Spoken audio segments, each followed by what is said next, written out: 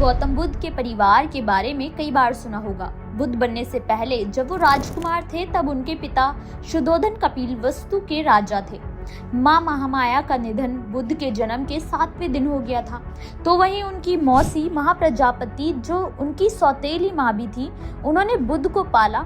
वहीं उनकी पत्नी यशोधरा और बेटा राहुल भी थी। एक राजकुमार के तौर पर उन्हें सभी स्नेह करते थे, लेकिन बावजूद इसके उनका अपना चचेरा भाई देवदत्त उनसे बैर रखता था। इतना ही नहीं, बुद्ध बनने के बाद देवदत्त ने उन्हें मारने की भी कोशिश की थी, लेकिन फिर भी वो सफल नहीं हो सका। अब सवाल ये उठता है कि आखिर जब बुद्ध ने वैराग्य अपना लिया था तब देवदत्त को आखिर उनसे क्या खतरा था, और क्यों देवदत्त ने बुद्ध को मारने की कोशिश की। अपने इस वीडियो में हम बुद्ध और उनके चचेरे भाई के बीच के रिश्ते को लेकर बात करेंगे। साथ ही ये भी जानेंगे कि देवदत्त को अपनी गलती का एहसास हुआ या नहीं। बचपन में आपने एक कहानी जरूर पढ़ी होगी जिसमें देवदत्त एक पक्षी का शिकार करता है जो कि तड़पते हुए सिद्धार्थ के पास गिरता है। सिद्धार्थ उसकी देखभाल करते हैं, लेकिन देवदत्त उस पक्षी पर अपना दावा करता है। मगर जब ये मामला राजा के पास जाता है तो राजा फैसला करते हैं कि मारने वाले से ज्यादा अधिकार बचाने वाले का है, और देवदत्त के हाथों से उसका शिकार बुद्ध की दयालुता के कारण चला गया था। इसके अलावा भी कई कहानियां हैं जिसके कारण देवदत्त बुद्ध से बैर रखने लगे थे, और एक समय ऐसा आया जब बुद्ध को मारने की कोशिश भी की। देवदत्त को हमेशा लगता था कि केवल राजा का पुत्र होने के कारण सिद्धार्थ को बिना किसी परिश्रम के सब कुछ मिल गया। क्योंकि वो सिद्धार्थ का बड़ा भाई था, इसलिए यशोधरा से विवाह करने की इच्छा उसने ही पहले दिखाई थी। लेकिन यशोधरा ने देवदत्त के बजाय सिद्धार्थ को पति के रूप में स्वीकार कर लिया था, जिससे देवदत्त की नफरत और बढ़ गई। लेकिन जब बुद्ध ने गृह त्याग कर दिया तो उसे फिर से यशोधरा के करीब जाने का मौका मिल गया।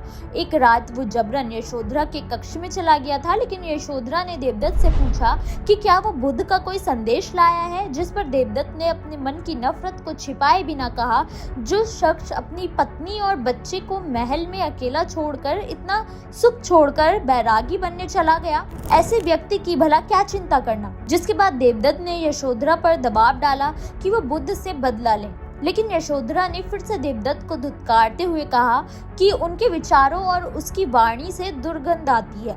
देवदत्त ने क्रोधित होकर कहा कि उसके पति को उसकी कभी चिंता ही नहीं रही। सच तो ये है कि देवदत्त ही उससे सच्चा प्यार करता है और उसे अपनी पति से बदला लेना चाहिए। देवदत्त से कहा कि अगर यशोधरा उससे प्रेम करती है तो उससे उसका बदला भी पूरा होगा और उसे प्रेम भी मिलेगा। लेकिन यशोधरा क्रोधित हो उठी और देवदत्त को अपने कक्ष से अपमानित करके निकाल दिया।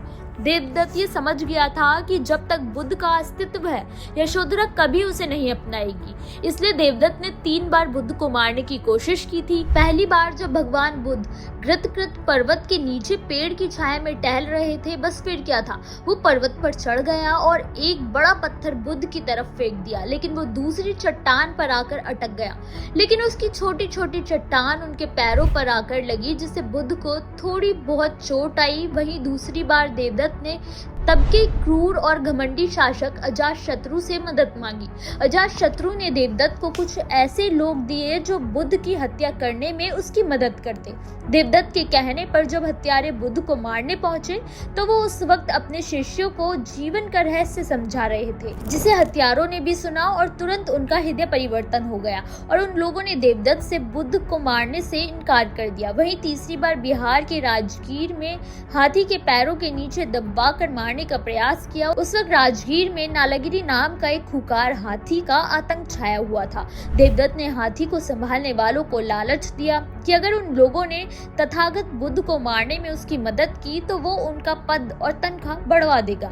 सभी मान गए, लेकिन जैसे ही हाथी बुद्ध के सामने पहुंचा वो स्थिर हो गया। ऐसे लग रहा था जैसे बुद्ध कह रहे हों कि अब बस हिंसा का रास्ता त्याग दो और अहिंसा का रास्ता अपना लो। देवदत्त के बार बार प्रयास असफल हो गए और बुद्ध जीवित रहे थे, लेकिन देवदत्त को उसकी करतूत की सजा मिली। उससे राजशी ठाट बाट सभी छीन लिया गया। वो भिक्षा मांगने पर मजबूर हो गया था, लेकिन उसकी करतूतों के कारण भिक्षा भी नहीं मिलती थी, इसलिए वो कौशल प्रदेश चला गया। लेकिन वहां भी उसे उसके कर्मों का फल मिला। लोग उसे घृणा की नजरों से देखते थे। बुद्ध से प्रभावित होकर देवदत्त ने संघ में प्रवेश लिया था, लेकिन बुद्ध ने उसे कोई उच्च पद नहीं दिया, जिससे वो काफी क्रोधित हो गया। बुद्ध की बढ़ती लोकप्रियता के कारण वो मन ही मन द्वेष करने लगा। उसने बार बार बार बुद्ध को मारने की कोशिश की, लेकिन उसके धूर्त और ईर्ष्यालु आचरण के कारण वो कभी एक पूर्ण भिक्षु संघ का हिस्सा बन ही नहीं पाया था और अंत में बुद्ध के अनुयायियों ने देवदत्त को पूरी तरह से निष्कासित ही कर दिया था।